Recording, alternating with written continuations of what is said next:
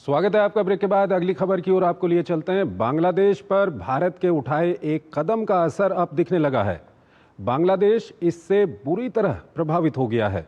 दरअसल पूर्व प्रधानमंत्री शेख हसीना को पद से अपदस्थ करने के बाद जब से वहां मोहम्मद यूनुस के नेतृत्व में अंतरिम सरकार बनी है, बांग्लादेश को भारत से दूर करने और भारत विरोधी भावना को हवा देने की कोशिश चल रही है। ऐसे में भारत ने भी कुछ जरूरी कदम उठाए। आइए आपको इससे जुड़ी एक रिपोर्ट दिखाते हैं और फिर उसके बाद अपने विशेषज्ञ मेहमान के साथ हम चर्चा करेंगे। बांग्लादेश की यूनुस सरकार ने गुरुवार को जनता का पैसा बचाने के नाम पर 3 भूमि बंदरगाहों को बंद करने का फैसला किया। इसके अलावा एक और बंदरगाह जिसका निर्माण कार्य चल रहा था उसे भी रोक दिया गया। रिपोर्ट्स के मुताबिक इन बंदरगाहों पर कोई भी व्यापारिक गतिविधियां नहीं हो रही थी, इसलिए खर्च में कटौती करने के लिए और करदाताओं पर से बोझ कम करने के लिए इन्हें बंद करने का फैसला किया गया। गौरतलब है कि ये भूमि बंदरगाह भारत की सीमा पर स्थित हैं। अप्रैल में भारत ने बांग्लादेश को दी जाने वाली ट्रांसशिपमेंट सेवा को निरस्त कर दिया था और व्यापार के लिए केवल कोलकाता और मुंबई के बंदरगाह का इस्तेमाल करने के लिए कहा था। बंद किए जाने वाले बंदरगाहों में नीलफमारी में चिल्हाटी बंदरगाह शामिल है, जो पश्चिम बंगाल के हल्दीबाड़ी से जुड़ा हुआ है। साथ ही चुआनडांगा में दौलतगंज भूमि बंदरगाह जो पश्चिम बंगाल के मशदिया से जुड़ा है, जबकि रंगबती में तेगमुख भूमि बंदरगाह है जो मिजोरम के देमागरी से जुड़ा हुआ है। इसके अलावा त्रिपुरा के खोवाई से जुड़े हबीगंज में बल्ला भूमि बंदरगाह का भी संचालन बंद कर दिया गया है। बांग्लादेश की तरफ से जिन भूमि बंदरगाहों को बंद करने का ऐलान किया गया है, वहां से मुख्य रूप से भारत के साथ व्यापार करने की उम्मीद थी। चूंकि इस साल बांग्लादेश को मिलने वाली ट्रांसशिपमेंट फैसिलिटी पर प्रतिबंध लगा दिया गया, तो ऐसे हालात में इन बंदरगाहों के लिए स्थिति और विकट हो गई। बांग्लादेशी कारोबारी अपने सामानों को बेचने के लिए भारतीय जमीन का इस्तेमाल करते थे। भारतीय रास्तों के जरिए सामानों को भारतीय बंदरगाहों और एयरपोर्ट्स पर लाया जाता था और इसके बाद सामानों को संयुक्त अरब अमीरात, ब्रिटेन, अमेरिका और फ्रांस भेजते थे। लेकिन मुख्य भूमि बंदरगाह पर प्रतिबंध लगने के बाद अधिकांश आयात अब समुद्री मार्ग से होने से परिवहन लागत बढ़ गई है। ग्लोबल ट्रेड रिसर्च इनिशिएटिव के अनुसार भारत की ओर से बांग्लादेश से कई आयातों पर प्रतिबंध लगाने से पड़ोसी देश को 6600 करोड़ रुपए का नुकसान उठाना पड़ रहा है। और इस खबर पर ज्यादा बात करने के लिए हमारे साथ जुड़ रही हैं वीना सीकरी। बांग्लादेश में पूर्व भारतीय उच्चायुक्त रह चुकी हैं। वीना जी, बहुत बहुत स्वागत है आपका हमारे इस कार्यक्रम में। वीना जी, बांग्लादेश में जब से हमने परिवर्तन देखा, बांग्लादेश ने कोशिश की भारत से अपने संबंध बिगाड़ने की और भारत ने भी कुछ कदम उठाए। ट्रांसशिपमेंट फैसिलिटी खत्म करने की हम बात करें तो उसका असर कहीं ना कहीं अब दिखने लगा है बांग्लादेश में।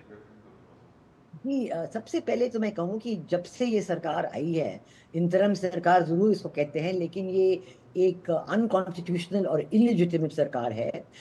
जब से ये आई है, इन्होंने भारत विरोधी भावनाओं को बड़े ही ज़्यादा बढ़ावा दिया है और लगातार ये करते आए हैं।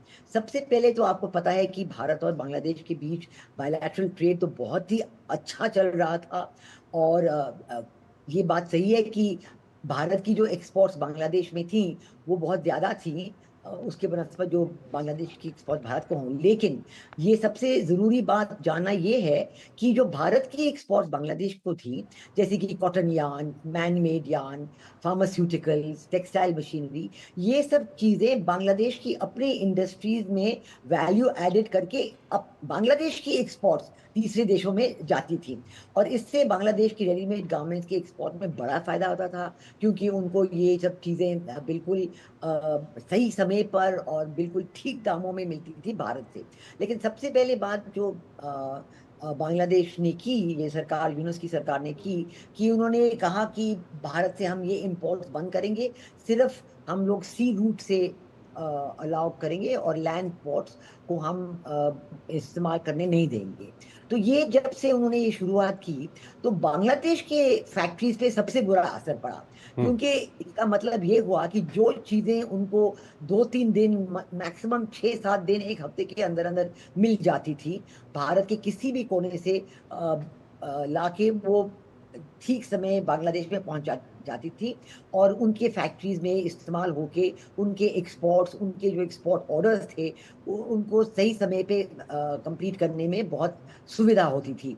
लेकिन जब से ये उन्होंने पाबंदी लगाई तो तब से बांग्लादेश की फैक्ट्रीज बंद होने लगी, क्योंकि ऑल्टरनेटिव सोर्सेज बांग्लादेश की सरकार यूएस कहते हैं हाँ आप पाकिस्तान से मंगाइए, आप तुर्की से मंगाइए, आप ब्राजील से मंगाइए, अमेरिका से मंगाइए, लेकिन जहां से भी आप मंगाएंगे 2-3 हफ्ते तो लगेंगे ही, ट्रांसपोर्टेशन की कीमत ज्यादा होगी। तो इंडिविजुअल एक्सपोर्टर्स बांग्लादेश की बहुत उनमें नेगेटिव असर पड़ा, उनकी फैक्ट्रीज बंद हो गई, अनएम्प्लॉयमेंट बढ़ा, प्राइसेस बढ़ गई।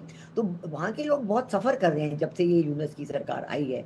और अब जो है मुझे लगता है कि वो पीपल टू पीपल कॉन्टैक्ट भी बंद करना चाहते हैं, और वो ये कोशिश उनकी है कि जो आदान प्रदान था बांग्लादेश और भारत के बीच, लोग आते थे जाते थे, और उसमें ये लैंड पोर्ट्स का हाथ, ये सुविधा बहुत बड़ी थी, क्योंकि कहीं भी आप हो बांग्लादेश में, आप नियरेस्ट लैंड पोर्ट में जाके, एक बार आपके पास वीजा है तो आप नियरेस्ट लैंड पोर्ट से जा सकते थे।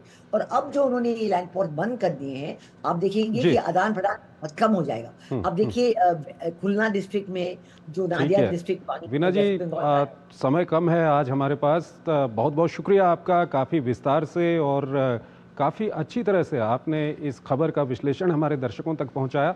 एक छोटा सा ब्रेक लेते हैं, ब्रेक के उस पार आज की कुछ और महत्वपूर्ण अंतर्राष्ट्रीय खबरें आपको बताएंगे।